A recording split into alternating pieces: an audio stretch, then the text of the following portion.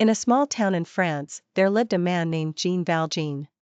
He was a poor man with no hope or money, and one day, he was forced to steal a loaf of bread to feed his sister's starving children. For this act, he was convicted and imprisoned for 19 years, and when he was released, he found that the world had abandoned him. After his release, Jean was a man shunned by society. No one would offer him shelter or help because of his criminal past. One day, he met Bishop Muriel, who treated him kindly and invited him into his home. However, Jean Valjean, filled with bitterness, stole some silver from the bishop and fled. When the police caught him, the bishop did not accuse him but instead told them that the silver was a gift.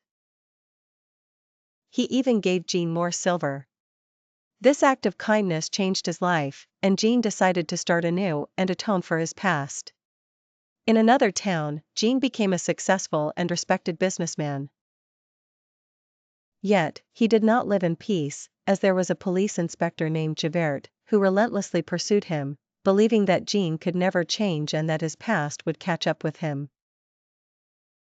Meanwhile, the story of a woman named Fantine unfolds.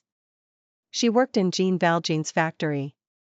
Fantine was a poor mother who left her young daughter Cosette in the care of a cruel family who exploited and mistreated her. When Jean discovered Fantine's situation, he promised her on her deathbed that he would take care of Cosette.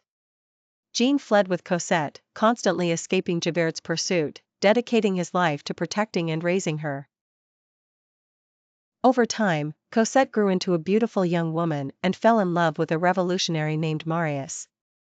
In the end, after years of fleeing and hiding, Jean Valjean sacrificed himself for the happiness of Cosette and Marius.